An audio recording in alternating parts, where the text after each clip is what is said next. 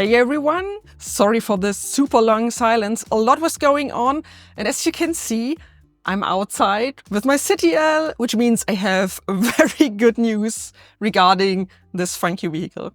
So in my last video, I was in the midst of renovating it, getting it to run again. I did my very first circle in the garden. If you haven't seen the video, I highly recommend watching it. It's a really interesting vehicle. And as you might have guessed, I now have a road permit. So let me guide you through the little story on what happened in the meantime. So after last video, there were a few months where I didn't have much time on working on the car. And then summer was around the corner and I was really pushing forward because I really wanted to use the summer, or at least the late summer, and drive around a bit.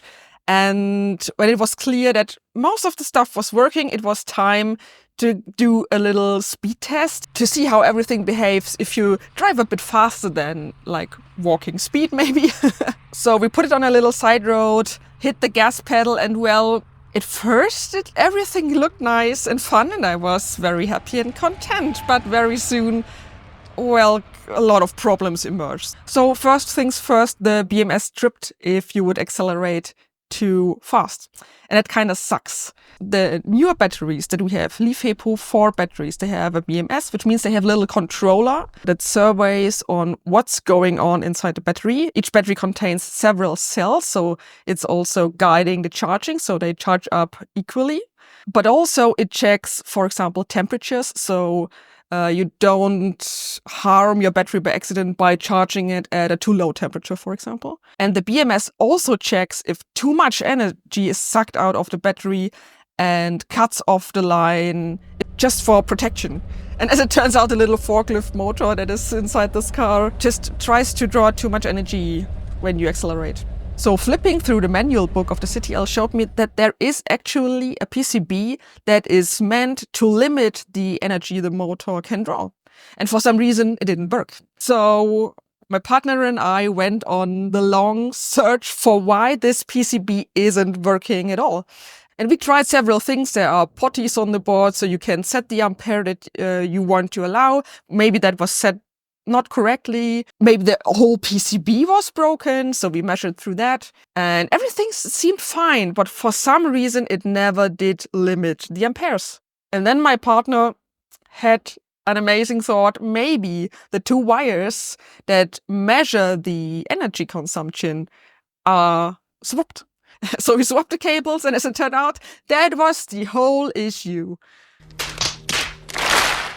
The measured delta was wrong. And this is why the PCB never jumped into action. And then after everything was going good, it was time to get the road permit. In German, this is called TÜV. And I was extremely worried on what they would say. So we decided to drive to TÜV one Friday morning and show them the car. And to be honest, I did not think we would pass on the first try. I was very sure they would find something, tell us, change this, and then you're good. And this is why I didn't even do a recording. I was so sure we would not pass. But as it turns out, we passed without a flaw. This is something I would not have expected. This is about what happened in the TÜV situation. So you want to get TÜV for this? But you will need new tires. Lights working? Yep, brakes work. Yeah, I think you're good. So now I have an official number, officially allowed to drive on the roads. This is super exciting. And I did my very first cool little drives here through my little village, like grocery shopping, going to the vet. We had like cold weathers. So it was my first drive in a cold situation. And I'm also happy that the batteries are fine with that. So I think we had +3 degrees Celsius maybe. Batteries were fine. I think I just cannot charge. So the BMS wouldn't allow me to charge in cold situation. Oh, and when we aren't charging, I got a nice cable. Oh, let me show you actually. I got a Type 2 charger adapter, so I can just plug in our regular wall box to charge. So that's like the Type Plus end, and the other end like is the regular European power cable end like this. And it's that's amazing. So I can just charge our solar energy. But there's one thing that I was not really aware of. So if you have a regular electric car, the car is talking to the charging station. I mean, I knew this, but the car also has to say, I am done charging, so the station will release the cable. And at first I bought like the cheapo adapter from eBay or somewhere, and it's a dumb adapter, so it does not talk at all. And I mean, the talking is also not complicated. I think it's just one line that you pull down to whatever value. Not that much is going on. But like, it was the super dumb adapter. I didn't do this.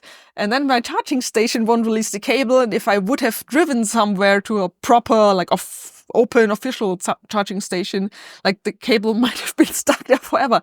Sometimes the stations have a button to release the cable, but some just don't. They wait for the car to communicate that, and I couldn't. So what I now have is a cable with a hidden electric switch. So you put a little magnet piece on there, then it pulls down the line, signals to the station, please release, I'm done charging, and I can pull it out. Nice. And now I can charge my solar energy. Fabulous. And that makes it super cheap to drive. And overall, it's amazing how cheap it is.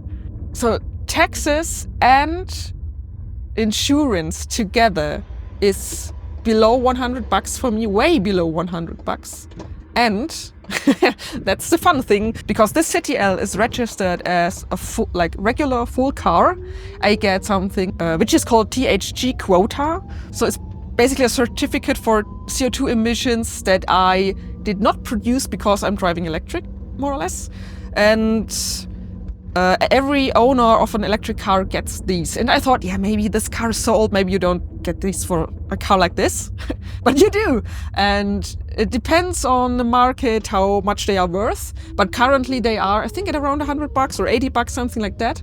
So this is actually more than I pay per year in tax and insurance currently. So just having this car actively registered is making me money. I mean, not much, but it's making me money. This is a very weird feeling, I'd say. So yep, I'm excited to have it. I love driving it around. Sadly, years coming to an end now, weather's getting worse. So I'm using like these last very nice warm days to just, yeah, drive around and have fun. And while driving, there's one thing we found out that was kind of mistake. So last time I showed you the Victron balances that I have that are there to balance between the 4 batteries, because each battery itself can balance itself, its own cells, but they can't balance each other.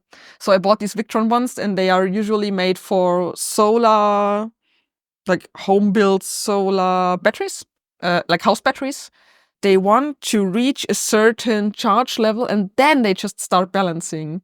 The charger that I bought for the City L will shut down when it reaches a certain charging level. Like when it's more or less full, it will just stop.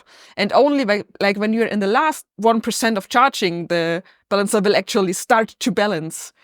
Because it's not made for being attached to a charger that like shuts off at some time. And instead, like it's meant to be in a solar system where we always have like constant energy flowing. So it never balances. So as it turns out, they were definitely not the right device to balance my batteries. And then I went to the weird balancer. Like there are some balancers out there. They're basically always on, but you can't really see what they are doing. I was hesitant to buy these because the Victron ones, they very clearly showed you where they draw energy from to where. So you have a very nice way of seeing if it works.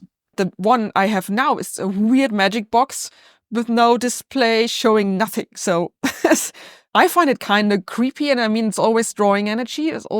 I'm not super happy with that, and it's doing its job. So the Victron smart shunt that I have can do delta measurements between like two blocks, like 2 batteries on one side, 2 batteries on the other side. And as it turns out, they equal out each other when the car is standing for a bit. So it works. So far, I'm fine with that, but it's kind of a magic box. So if you have recommendations on like nicer battery balances that I could use, let me know. All right, and I think that's all the City L news. And I'd say let's have a little drive, right? All right then. Thanks so much for watching. I'm excited to show you what's going on, and I hope you enjoyed it. And I also hope to see you in the next video of mine. All right then. Have a good time. See ya.